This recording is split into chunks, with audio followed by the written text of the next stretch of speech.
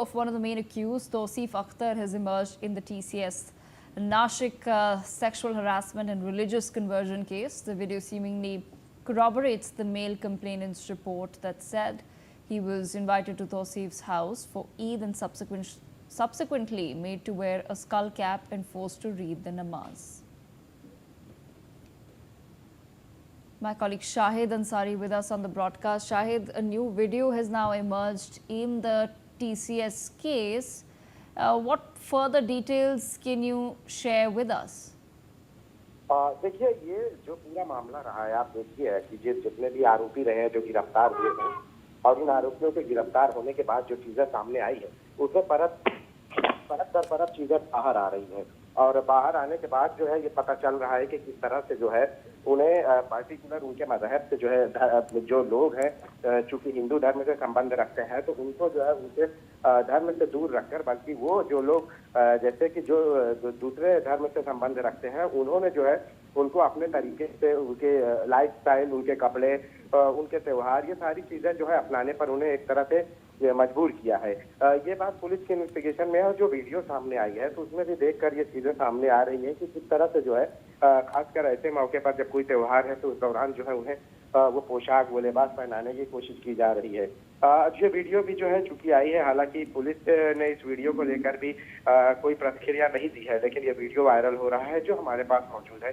इस वीडियो में स्पष्ट दिखाई दे रहा है कि किस तरह से जो है ईद के मौके पर जो है जो एक खास जो विशेष मजहब है उसकी टोपियां पहनाई जा रही है, फिर उनको बिठाया जा रहा है, गले मिला जा रहा है। तो कुछ इसी तरह से सारे कर्मचारियों के साथ जो है हुआ है। हालांकि बहुत सारे ऐसे भी पीड़ित क्या कर्मचारी हैं जो ये इस मामले में बाहर नहीं आना चाहते, वो नहीं चाहते कि वो इस चीज का हिस्सा बने या इस इन्वेस्टिगेशन का हिस्सा बने।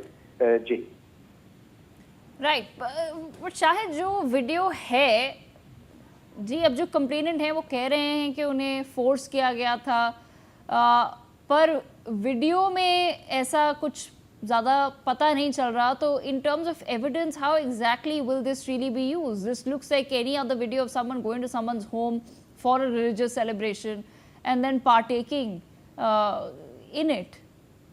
FIR भी है और जो FIR रही है उस FIR में जो सेक्सुअल हैरेसमेंट और इसके साथ साथ जो है ये शिकायत की गई है कि दिमागी तौर पर जो है कैसे वो किया गया और उसके साथ साथ जो है ये भी कहा गया है कि जो कर्मचारी हिंदू कर्मचारी रहे हैं उनको उनके धर्म को लेकर जो है टिप्पणी की जाती थी। जब इस पर जो है वो लोग शिकायत करते तो उसकी शिकायत को जो है बहुत लाइटली लिया जाता था, मतलब कि कोई कार्रवाई न करने जैसा। अब चूंकि देखिए इस वीडियो में ठीक है इस तरह से नहीं दिखाई दे रहा है, लेकिन ये बात तो सच है कि उन कर्मचारियों को जो है ये कोशिश जरूर की जा रही थी कि वो जो कंप्लेनेंट है या जो आरोपी है वो आरोपी अपने मजहब को जो है, अपने धर्म को जो है उन पर कहीं ना कहीं जो है एक तरह से लागू करने की कोशिश करते नजर आ रहे हैं। जी Okay, all right, Shahid, thank you for joining us. Advocate Ashwini Upadhyay, petitioner in the Supreme Court in this matter, joins us on the broadcast as well. Advocate Upadhyay, more and more information now coming in on a daily basis, more videos emerging, more testimonials emerging. How exactly will this case be fought before the Supreme Court? देखिए, लफ्ज़ धर्मांतरण बड़े organised वे में हो रहा है, पूरे देश में हो रहा है। पहले यूपी में छांगुर गैंग पकड़ा गया, फिर बरेली में गैंग पकड़ा गया, फिर आगरा में गैंग पकड़ा गया, फिर मध्य प्रदेश के भोपाल में गैंग पकड़ा गया और अब ये महाराष्ट्र के अमरावती में हो रहा है, नासिक में हो रहा है। पढ़े लिखे लोग कर रहे हैं, इसमें डॉक्टर इंजीनियर भी लगे हुए हैं, फॉरेन फंडिंग हो रही है, अंदर से फंडिंग हो रही है। इसलिए मैंने माननीय सुप्रीम कोर्ट में एक पिटीशन फाइल किया है और मांग किया है कि सबसे पहले लफ्ज़ जिहाद को और धर्मांतरण को नेशनल सिक्योरिटी के लिए थ्रेट डिक्लेयर किया जाए। नेशनल सिक्योरिटी के लिए जो थ्रेट है उससे निपटने के लिए हमारे पास एक कानून है जिसका नाम है नेशनल सिक्योरिटी एक्ट, लेकिन पूरे देश में कहीं पे भी राज्य सरकार हो या कोई भी पुलिस एनएसए यूज़ नहीं कर रही है। तो ये मैंने मांग किया है कि सबसे पहले लफ्ज़ जिहाद धर्मांतरण कराने वालों पे एनएसए लगाया जाए। दूसरा, लफ्ज़ जिहाद धर्मांतरण एक अनलॉफुल एक्टिविटी है और अनलॉफुल एक्टिविटी से निपटने के लिए हमारे पास एक कानून है जिसका नाम है यूएपीए। अनफॉर्चुनेटली पूरे देश में कहीं पर भी पुलिस यूएपीए का यूज़ नहीं कर रही है। लफ्ज़ जिहाद धर्मांतरण एक ऑर्गेनाइज क्राइम है, बड़े प्लान्ड वे में होता है, बाहर से फंडिंग होती है, अंदर से फंडिंग होती है, कई लोग मिलकर करते हैं।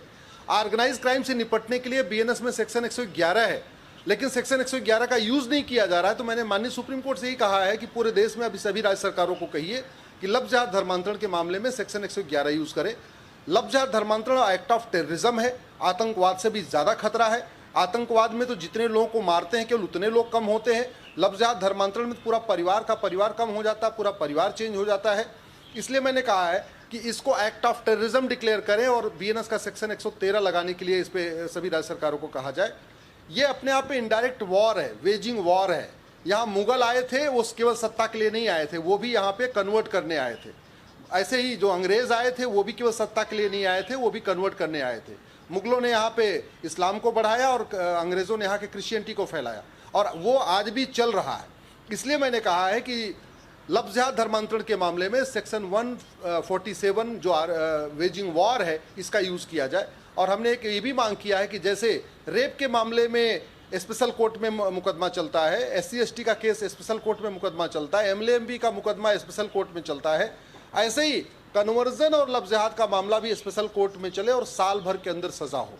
मैंने ये मांग किया है कि लफ्ज़ जिहाद धर्मांतरण के मामले में 100% प्रॉपर्टी सीज किया जाए और इनकी सिटीजनशिप खत्म किया जाए और इनको साल भर के अंदर आजीवन कारावास की सज़ा दिया जाए। जब तक ये स्ट्रिंजेंट सज़ा नहीं मिलेगी तब तक लफ्ज़ जिहाद धर्मांतरण नहीं रुकेगा। शायद सोमवार को इसके ऊपर सुनवाई होगी। आज तो आ चुकी अभी सबरीमाला केस में 9 जजों की बेंच चल रही है, तो आज मैटर लिस्ट नहीं हो पाया है। मंडे को मैटर लिस्ट होगा। मुझे लगता है कि माननीय सुप्रीम कोर्ट इसके ऊपर राज्य सरकारों को दिशा निर्देश देंगे। Right, absolutely. Ashwin Upadhyay, thank you so much for joining us on the broadcast. With that thought, with that, viewers, we sip into a very short break.